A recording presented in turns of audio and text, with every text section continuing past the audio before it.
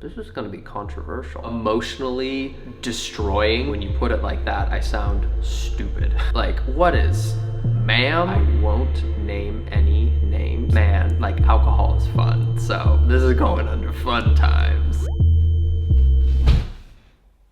Hello. Shh. We're setting the mood. Hi friends, hello chickpeas, what's up? Very briefly popping myself into your holiday break with a new video. I had this sort of epiphany the other day that this year was a really important transitional year for me. Like, being fully transparent right now, I felt incredibly lost this year, and not in a way that I necessarily ever felt before. Like, I've felt lost because of my emotions before, but this year was more, I just didn't know what I wanted to do. I had gotten to a point where I'd finally worked on myself so much that I was actually happy with the person I was seeing in the mirror for the longest time and frankly forever. But because I spent so much time working on myself, I realized that, did that still mean I liked all the things that I liked a couple years ago? Did it still mean that I even wanted to continue doing any of the things that I was doing any longer? I didn't know the answer to that for a while, and that was really frustrating and really scary. And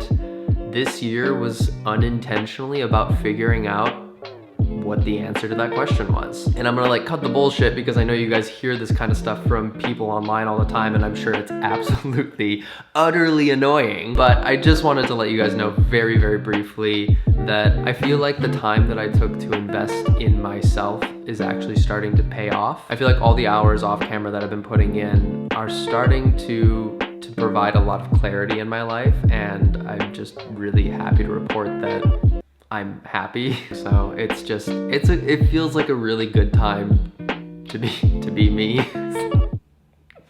God, sometimes I hate this. But it's good to report. I feel like I'm swimming. I'm not just floating, I'm flying. And if you're still here, I love you and I appreciate you, and I thank you for being here.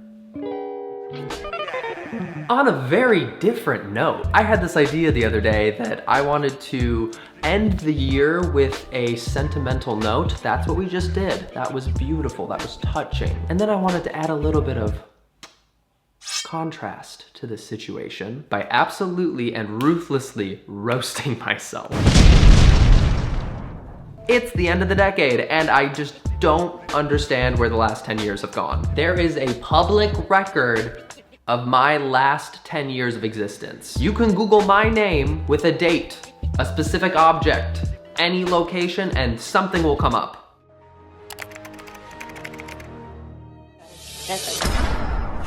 These were decisions, these were choices. My parents told me not to, but here I am, not listening to a word they said. Let the pain begin. Also, I need to address right now, I'm a professional. Look at me on the green screen.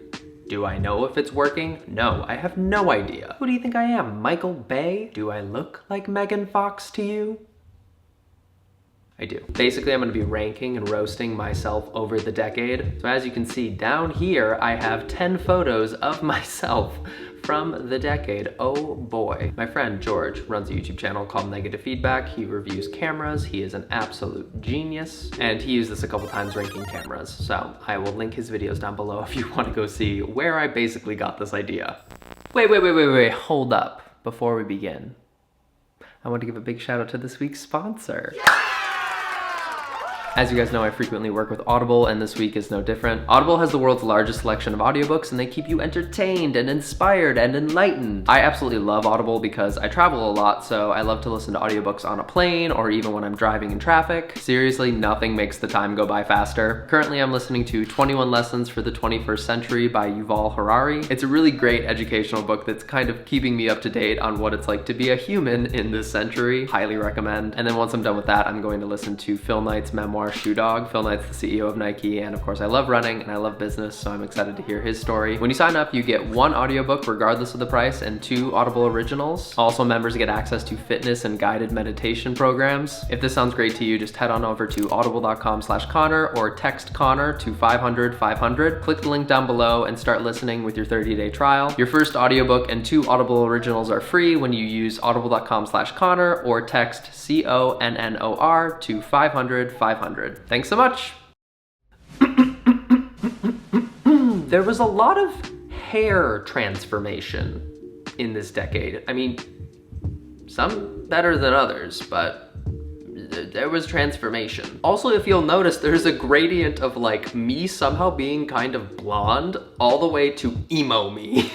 I got progressively more and more angsty over the decade, which I think is the opposite of what people do normally. Don't people start out angsty and get more submissive? Like the more weight you put on your shoulders, the more you're like, well, I might as well just give in. It's heavy, I'm tired, I give up. Naturally, I put this in the category of horror because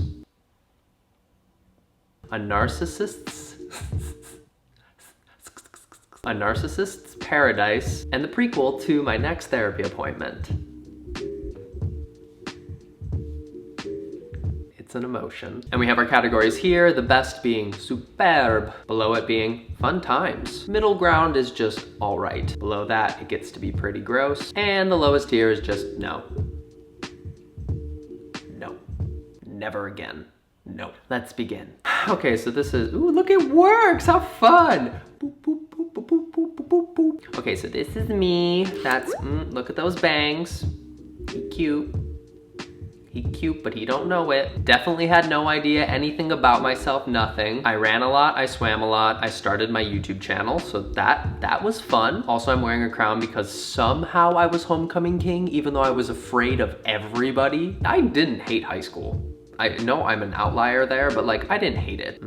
This is gonna be controversial. We're gonna rank it as just all right. Just all right, it's fine. It's nothing I think about. It's nothing I have nightmares, well, no, I have nightmares about it, but nothing too bad. So we're gonna rank it as all right. Who we got here? Ooh, we got College Connor.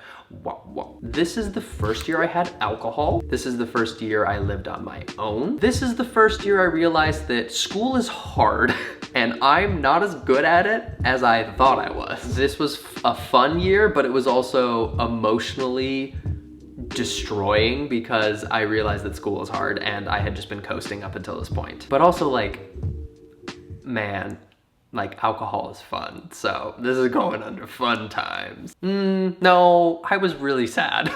I say no, this is just all right. Because I was having a fun time, but I also had depression. So they kind of even each other out. That's what we're going with. 2011. No. 2012. This is me and my kitty, Mr. B. What happened in 2012? I don't even know what happened in 2012. And I'm now thinking this photo I used to represent 2013 was not actually 2013. My years are so off, I'm confused. I actually had a great time. My second year of college was a lot of fun times. That was a good fun time. So I went from stressing so much and trying so hard that things were not going right to not trying that much and things going very well. Went from like a C student to an A student. It was great. And then also, this is when my YouTube channel started blowing up. So that was lovely times. I think that was fun times. And I forgot about my depression, so great. 2013 was the year that the quiff started forming. That already puts us at pretty gross. We're setting ourselves up to set ourselves down there, folks. Me quitting college, moving to California, pursuing YouTube as a career.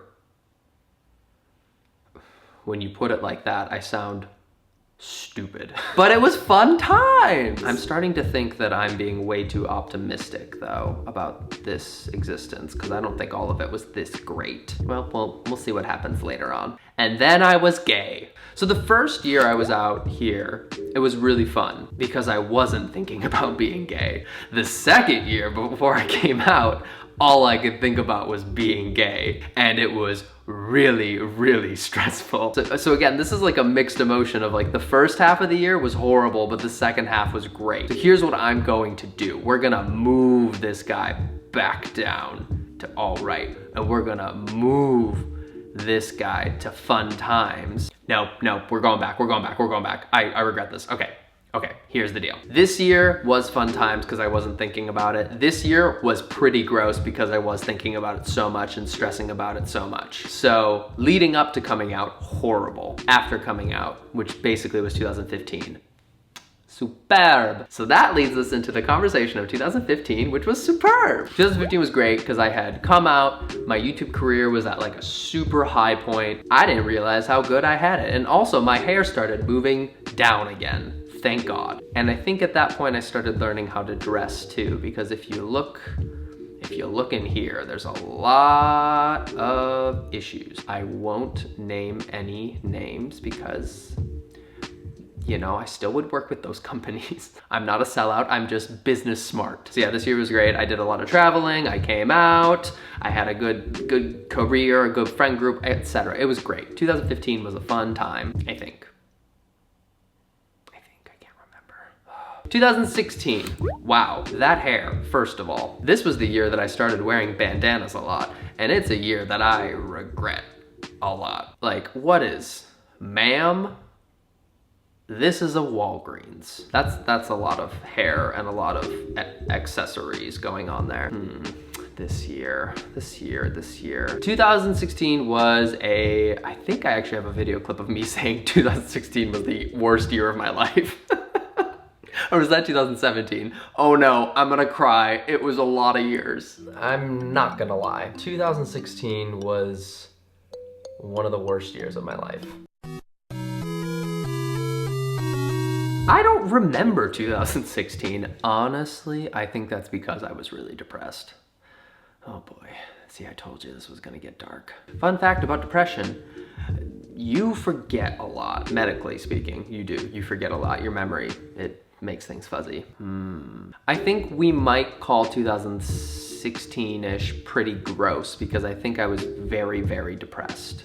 Let's move on. 2017. Look at that emo cut. I was wearing eyeliner.